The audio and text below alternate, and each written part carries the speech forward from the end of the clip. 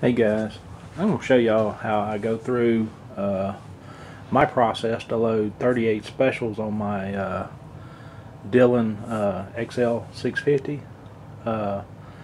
One thing I do right off the bat when I have powder in my reservoir here, I put a piece of clear tape on it. I write what powder's in there and the charge I'm working with right here. As y'all can see, I wrote down 4.3 grains of Hodgdon HP 38, and I'm going to be loading these 158 grain semi-wad cutters. They're copper plated bullets right here. I really like these. They got channel lures on them as well. Maybe the camera shows it right there. I've got my die set to put a nice little roll crimp right in there. The neat thing about these are X-Treme bullets out of Nevada, Carson City, Nevada. They don't leave any leading issues in your barrel. They're just cast bullets, and they're copper plated and swatched and stuff like that. But it's safe for women to shoot. You don't have leading issues, lead gas in the air. You know, lead causes pregnancy issues and stuff like that. But and it's clean on the barrel. You do get some copper filing and stuff, but you know, you can take care of that. I can deal with copper better than I can lead. So I'm going to walk through this process right here. I've got some brass loaded in here. I'm going to talk about the case feeder. This thing right here is a hit and miss deal when it comes to cases with long cases with rims on them. You have to put a spacer between the shaft where the shaft comes out of the motor and where the shell plate sits on it, to raise it up where it'll function. Well, what causes a problem there is the little cross pin on the end of the shaft that catches the groove inside. Here's a plate right here is what I'm talking about. You got a little, the shaft comes into it right there, and you have a little cross pin that goes in there. But when you put that little spacer there, what happens is it raises it up a little bit, and it gets away from that shaft, and so it slips. So basically what I do, this is how it works. You basically, I just reach up there and turn it. I just keep this field. Now it works flawless on like 9mm to 45 and stuff, but you're gonna have problems, I think, with 38s, 357s, 44 specials, 44 mags, and stuff like that, and all. So anyhow, the first station of the press is this right here, where it comes down and feeds into the shell plate right here, and it feeds directly in underneath the sizing decapping die. I have a Lee die in here. Of course, the Lee, big problem with Lee is they're very short, and you have to use the Dillon little locking nuts for it to get on, because it's barely got a piece of thread to lock it into place. The tool head is very thick on these right here. Alright, of course you know what it does. It sends up there, it resizes and decaps it, and when it comes down, it's going to move the station over to the priming area, and also the priming powder feed area. You see that little it looks like a revolver cylinder right there. It's got the primers in it right there. So what happens is, whenever you when you bring the ram back down, it rotates it to this station, and then basically for it to prime, watch what it does. You got to push this forward past this neutral station, and watch what it does when you push forward. Watch that primer, and you see how it's sort of, you hyperextend it, and that's how it primes the next case. So each time you do that, when you come back down, you're pushing the ram forward, and that way it primes, and when you come back up from that station, it goes into the flare die, the flare and powder feed die. What happens is, when the case hits this, it slides over this, and it flares the neck of the case to receive the bullet when it finally comes around to this station, but we'll get to that here in a minute right there. And then when it pushes it up, this whole system rises up, and what it does, it causes the linkage, all this linkage right here, to physically move. You see the little wear area right here on that. It moves in and it brings the powder charge from here over here and drops it into the case. And then when you come back down, it rotates it over into this position. Of course, you still have another bullet feeding, one being primed, and everything else is going on. This right here is where normally you would have like a powder check system. The Dillon offers one that's got an audible signal like this. As a matter of fact, that's the priming system right there. You feed your primers into this system right here, and you always see these little 45 bullets on top. Give it a little extra weight to keep the primers feeding in that tube.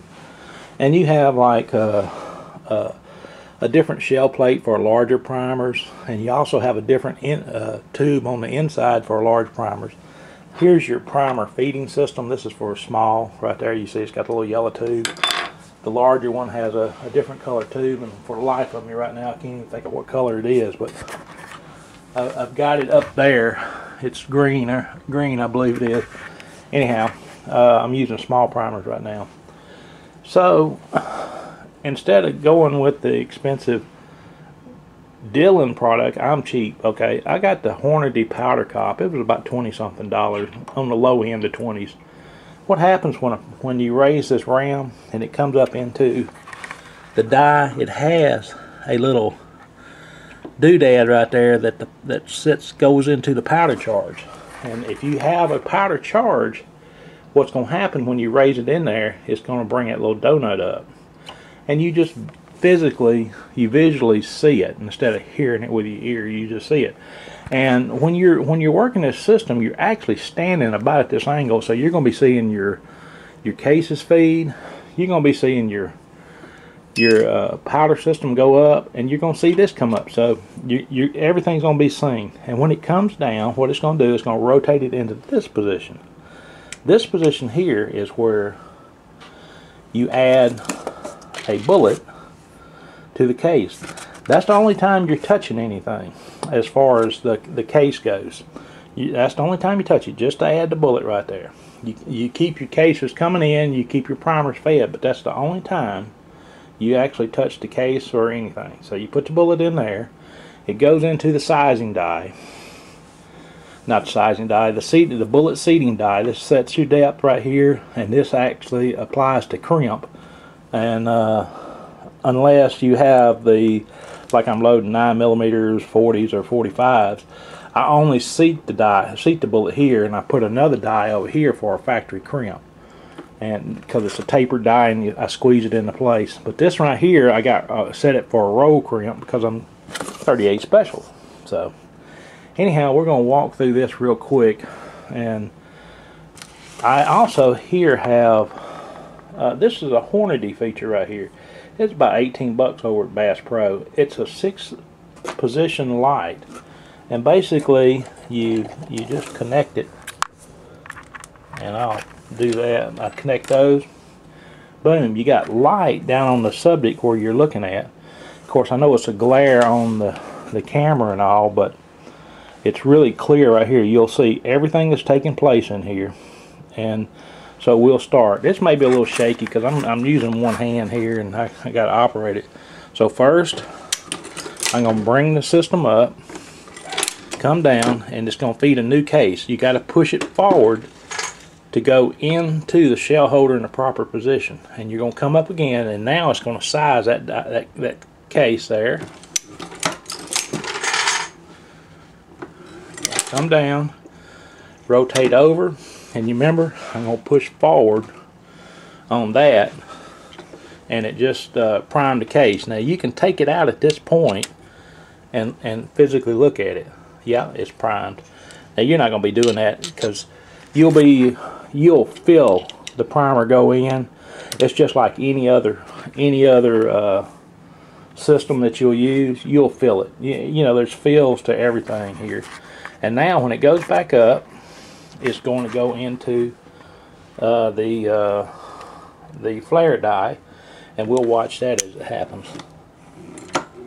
Alright. It goes in, and you'll notice the powder cop didn't come up because there's nothing in the station. This rose up right here. You'll see right here as it goes down. Now what it did, it just received the charge. This shifted back over here. It dropped the charge. This is how you adjust the amount of powder right here. You turn it left or right for add or subtract, and then it gets pulled back down, push forward to prime that case there, fed a new case, and then we got powder in there. Well, we're fixing to check it by the powder cop. I'm coming up, and you see the donut go up. So that meant that I have a charge. Now that doesn't measure the charge or anything. It just says I have a charge. And now we come back down. And so I primed that case. I fed that case. This one's ready to go in the powder cop. This one's ready to receive a bullet. So what we'll do, we'll take a bullet. And this is the only time you really need to touch the case. Is that right there. And you'll come up. We have a powder cop showing the next case. It's got a charge in it. And so when I come down, it's going to rotate that station to station number 5. That station's there in case I needed a factory seating die. Or there's another option you can do. I don't think Dillon doesn't offer it, but you can put a bullet feeder in there. You can move this die over to this station and either install the Hornady or the RCBS bullet feeder in there.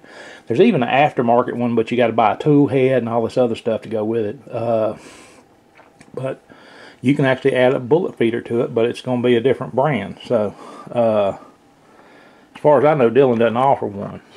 And so now I've actually have a loaded round. I got to add a round to this one, and then I'll go up. Sometimes you have a if your case feeder isn't quite set just right, or something jiggles or whatever, sometimes you have to touch that case over there. And then we prime that one. Add a bullet. Go to the next one. Boom. And when it comes down, you're going to see the loaded round shift and come into the dispenser. I mean the little blue box here that holds it all. So that's how this thing works. You can actually do about 800 rounds a minute. I mean, not a minute. Boy, that's fast, isn't it? 800 rounds an hour. 600 to 800 rounds an hour. And I'm applying a good factory crimp right into that channel lure on that bullet. And these are nice little light target loads and all, so they're going to look good. And this is a great option if you can afford something like that. Now, it took me 33 years to decide to do this, to buy this thing, because I've always used like Lee products. That's what I got. Heck, I got started on one of them little Lee hand loaders. The Lee loaders that you do one bullet all the way through without a press and all. And so I went from single stage up to the turrets, and the turret right here, this with auto index, that's what I've just, oh man, that thing right there has probably got 30,000 rounds through it. Neat thing about this one is like I said, it's auto indexing. What that means is it rotates at 1/4 station each time. You take one bullet, one cartridge, and you start out until it's loaded. Or you can take your turret off, take the little auto index tool off, and make it into a single stage press and all. But right back here now, it's back into the auto indexing right here. I do 223s. I do most of my rifle. I do all my rifle stuff on this right here. 308 and 223 is basically all I'm shooting, other than my 30-06 from my M1 and 1903s. But because with 223 factory brass, I mean, you know, brass you pick up, it's more likely going to have crimps in the primer pocket. So I've got a little Lee tool here to take it out and then trim the cases, remove the crimps, and I go through loading. I use my Lyman 1200 DPS3. They got a Gen 4 out a little bit better than that right there, but that thing right there just it does wonderful. And on this one, you know, you put your case here, you go through your decapping and sizing at the same time, and just before I go into the priming system, I take it off and I go through this. I trim it and take the crimp off, put it back in there, prime it, and then it rotates to the next station where I can put my powder charge from into here. And then once I do that, it rotates to, this is just the bullet seating die. You can crimp them, but I don't have this one set to crimp. I just got it set for 223 depth that I want for a particular Nosler bullet. I think these are a little 55 grain zombie flat base bullets. They really shoot good in that Savage of mine. And then once you seat the bullet to the proper depth, turn over here and I go into the Lee factory crimp die. This is a neat little old die right here. It's got a 4-piece collet in it right there. And what happens is, it goes up, you slide your case into it, and it just squeezes the neck around to the base. And when it comes out, you got a loaded round. And that crimp works so well that it would give something like that fits trying to get the bullet out of it right there. And so it works good. I have no problem with that red Lee sitting right next to that blue Dillon. It's just, this is, heck, that's $1,500 man. With the 2 or 3 extra turrets and some little tools and stuff, you can spend all kind of money with that thing right there. Very, very, very complicated machine. Very great machine though, when it's working fine. This right here, much less complicated, smaller. This one's probably 20 times, 30 times stronger than it needs to be. This one right here, Richard Lee said that his is about 5 times stronger than it needed to be. He didn't want to pass the cost of making it stronger than it needed to be to his customers, you know, because a lot of people just can't. A lot of people got into reloading because they can't afford to buy the factory stuff. And so if you can't afford factory ammo, heck, you sure ain't going to afford this right here. So this is real good equipment here. It's not cheap. It's inexpensive. You know, this is wonderful equipment. A whole lot going on in one pull of that handle. Very complicated. Works great when it's set perfect. In 33 years, I've called customer service at Lee one time. In the last 3 months, I've called Dillon twice, and once, I'm sorry, it was 3 times. The first one was when I first put it together, and they told me, hey, just live with the sound, you know. It has it's sounding good right now, but it has a grinding sound to it on low when it's best to run it on high. And then I had a couple breakages in here on some other stuff. Probably my fault. You know, it's just so complicated. But Dillon's customer service is wonderful. I hadn't had a problem with Lee's either. But like I said, I've called them one time. I've called these guys 3 times in 3 months. But anyhow, if you can afford that, I recommend it. If you're loading 1,000 rounds plus a month. If you're loading 200 or 300 rounds a month or a week, heck, that's it right there. That'll do it. You can actually add a powder dispenser on this right here, and probably load. Say this one's going 800 rounds an hour. That one will go 250, 300 rounds an hour with a powder dispenser on it and all. So hey, you know, it's just what you can afford. I don't talk bad about RCBS, Hornady, or anything. Well, Hornady, I did have a problem with one of their dies. I sold it. I had problems with 380s. I don't know.